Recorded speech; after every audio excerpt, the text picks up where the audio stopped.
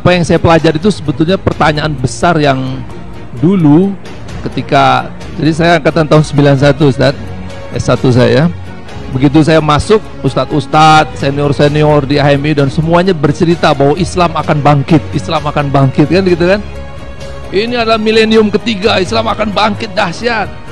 Ya, ini adalah tahun menjelang 2000 ya.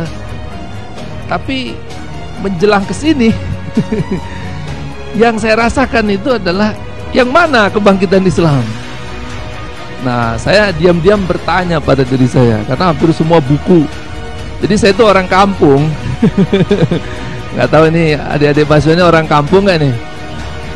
Ya, ada kampung saya kampung Condet. Kampung saya mana Cilengsi. Wah, itu bagi saya udah kota itu. Kampung rambutan. Nah, itu dia kan, kampung juga cuma di kota Jakarta. Saya ini kampung beneran. Sumatera Utara, Kabupaten Asahan, Kecamatan Pulau Rakyat, Desa Manis. Wow, jadi paling ujung dunia itu.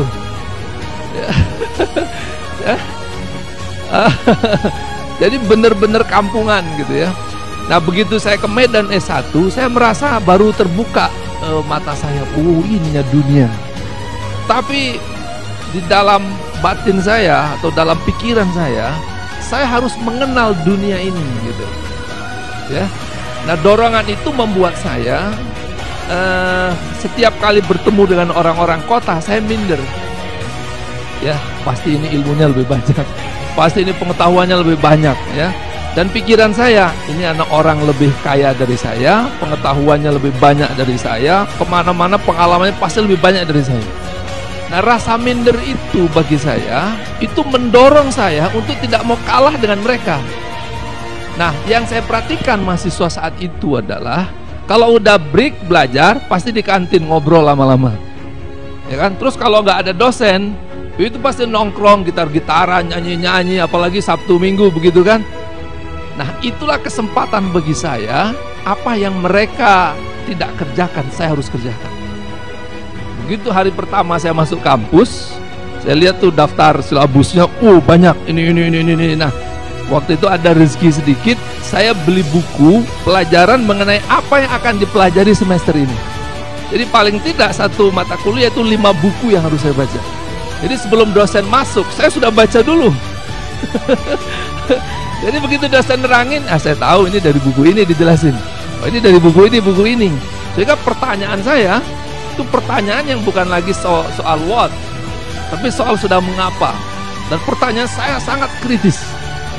Dan alhamdulillah semester 1 IP saya adalah 3,9.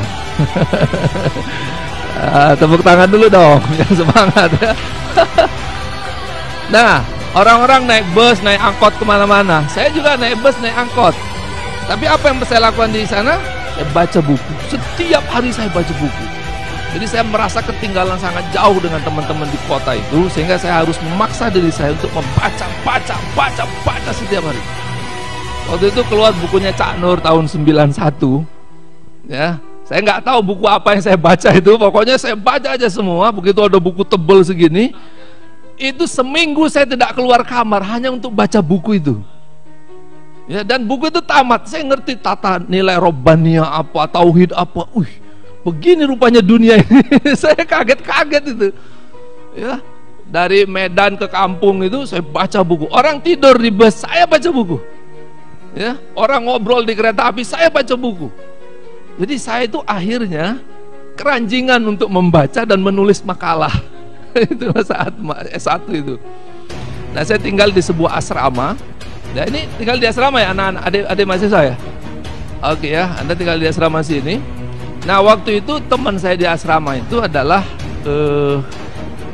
ada jurusan filsafat, jurusan macam-macam. Nah, saya bersama dengan mereka. Nah, saya akhirnya juga diskusi terus. Ya, seperti itu. Sehingga saya mulai kebuka satu persatu. Dan alhamdulillah jurusan saya sama dengan jurusan Anda semuanya. Tepuk tangan dulu. Saya itu fakultas dakwah, jurusan komunikasi penyiaran Islam. Pas ya. Jadi, kok bisa pas hari ini ya, Masya Allah. Nah, tapi qadarullah, saya itu semester 1 saya kuliah, ya. Kemudian semester 3 saya itu diangkat sebagai karyawan di PTP Nusantara 4. Waktu itu memang hadiah itu. Jadi memang tahun 91 waktu aliyah saya itu juara Syarhil Quran tingkat nasional di Yogyakarta tahun 91.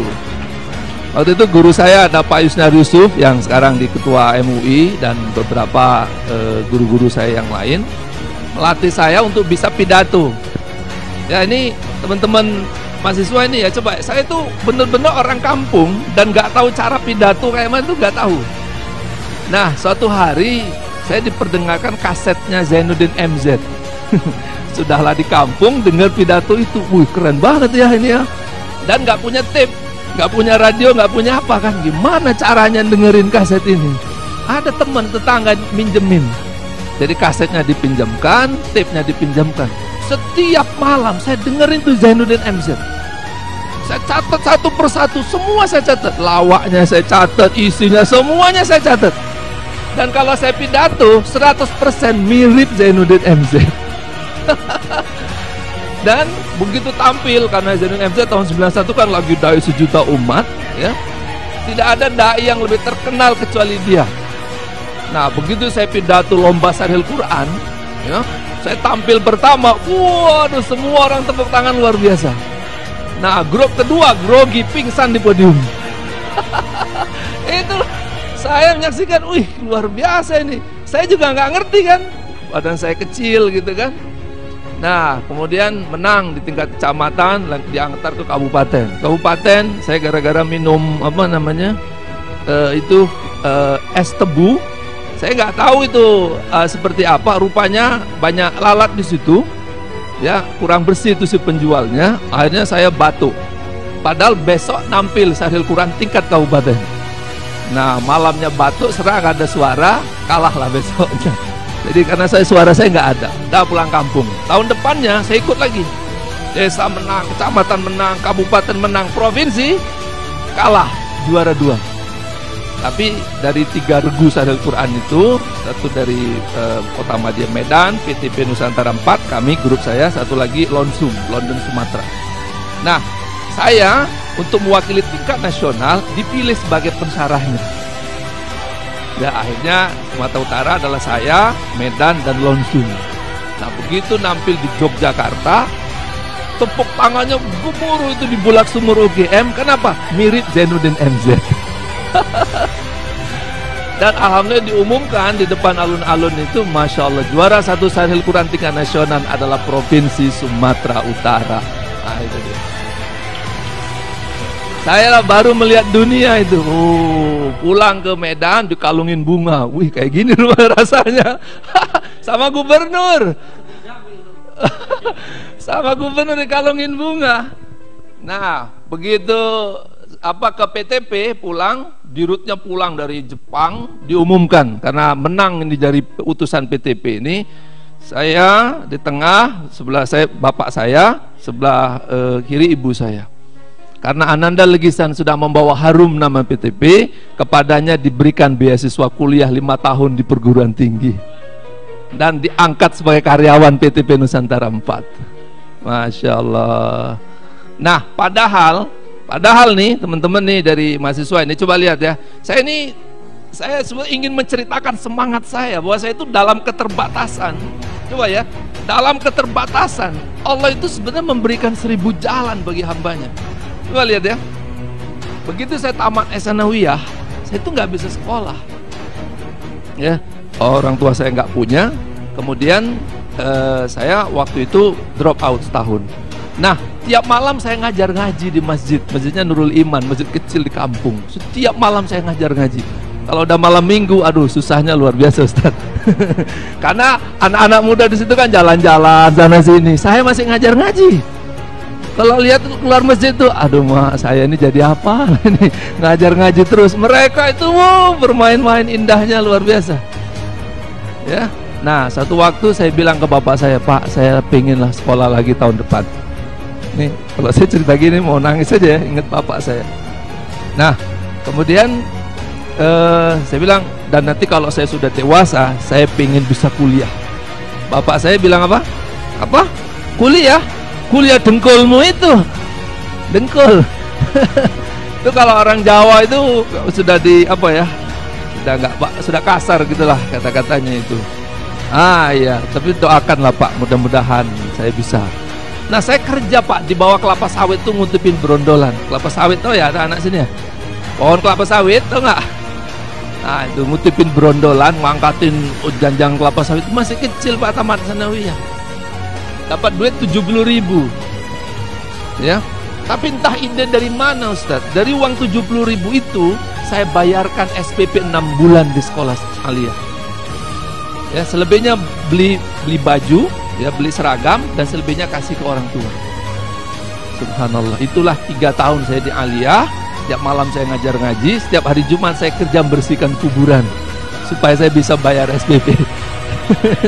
Tapi aliyah saya diakhiri dengan juara 1 Syarhil Quran tingkat nasional, diberi hadiah beasiswa 5 tahun, dan diangkat sebagai karyawan BUMN PTP Nusantara 4. Masya Allah. Dan semangat itu mudah-mudahan tertular bagi Anda semua mahasiswa, ya, bahwa dalam keterbatasan Allah memberi 1000 jalan. Jangan takut.